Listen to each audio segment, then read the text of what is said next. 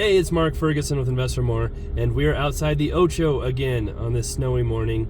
Yesterday was an exciting day because that was our hearing to get the squatters out of unit number 4.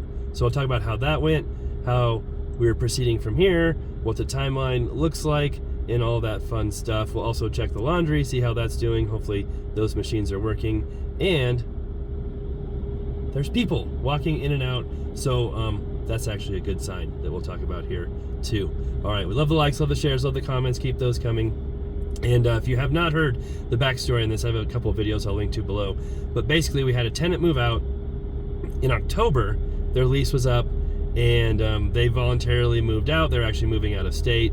And when they moved out, another lady moved in who supposedly was her sister or a friend. We're not really sure. The stories were changing. Who was cleaning the place for her.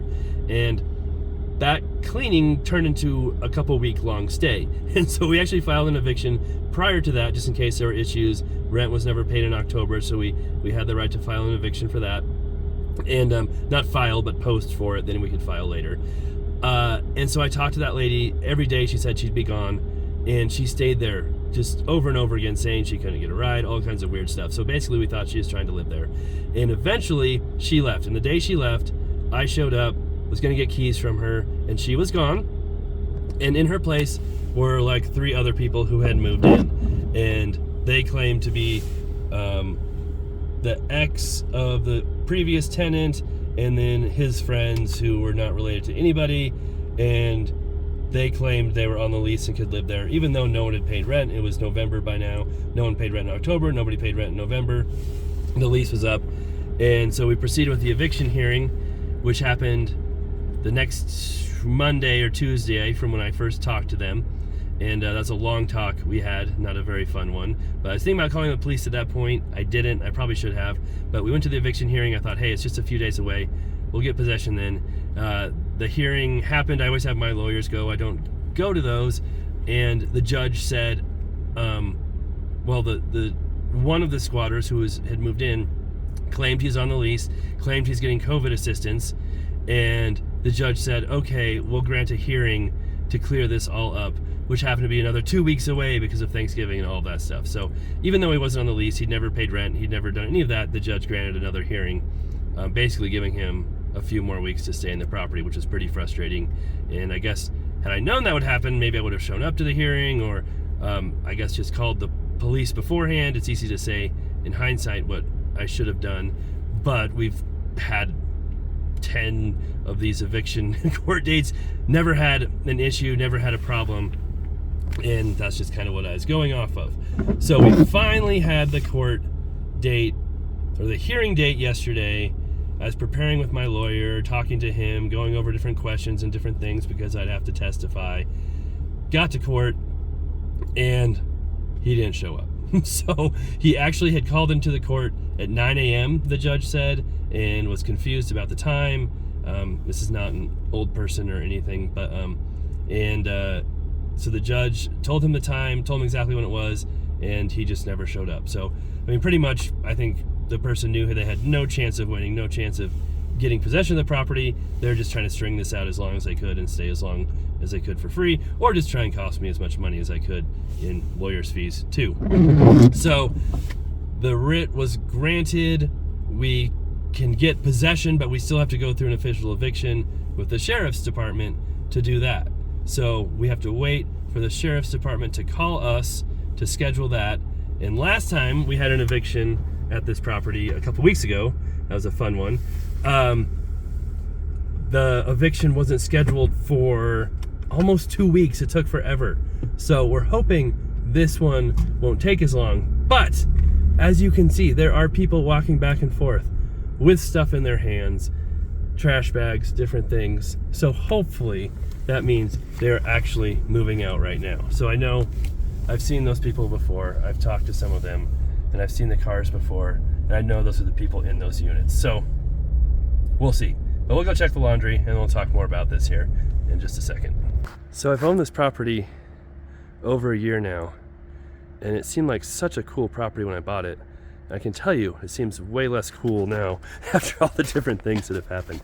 And if you've followed me for a while or seen this different properties I buy, we do a lot of flips. I do have quite a few rentals. The flips we fix up, we buy, we sell. Usually not a lot of drama there unless we buy properties with people in them or different things, which can cause some drama as you've seen in the past and with some of my recent videos too. But it's not continued drama. And a lot of my rentals were single family properties to start with. And my rentals, some drama, but very little. Very good renters in most of those. And then commercial rentals were something I got into, and we've had very little drama at all with commercial rentals. Just a little bit. Had a couple mixed use properties. It's a little less than a week. So not amazing. They're really up and down how the quarters are in here. Some weeks are great, some not so great. But that's better. That's more. So had some drama with mixed use stuff, but not much with commercial. And then we started doing a little bit of more multifamily, and this is really kind of the only true multifamily property. No, even that one's mixed use. Yeah, I guess I got that triplex that I bought this year. And it's just been crazy how much drama we've had to do. Evictions, tenants not paying, just the tenants who the last landlord placed in here were not screened well. I can tell you that. I think he just tried to get tenants in as quick as possible so he could show it was being rented and then move on from that. So just been really just a lot of drama, a lot of issues, and not much fun. So even the complex, which was crazy when I bought it, has been way less drama lately than this property. And of course,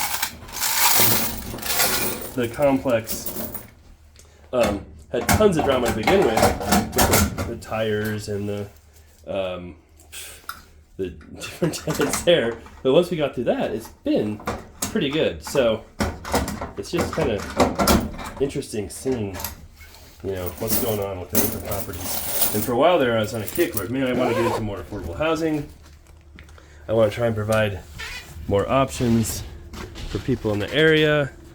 And after dealing with stuff the last year or so, that desire has dwindled, to put it lightly, as far as delving into that area. So most likely, we're probably going to sell this property.